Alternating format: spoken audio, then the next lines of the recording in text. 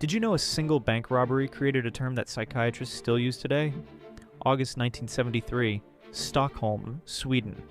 An escaped convict named Jan Erik Olsson walked into Creditbanken with a submachine gun and took 4 bank employees hostage.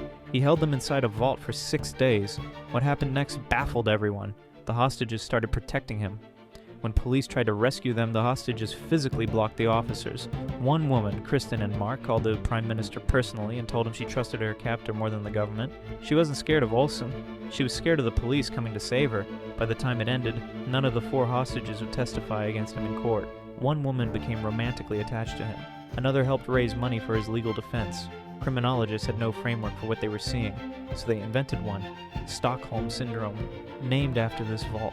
These 4 people, this one's surreal week. Scientists now believe extreme captivity can literally rewire how the human brain decides who is safe.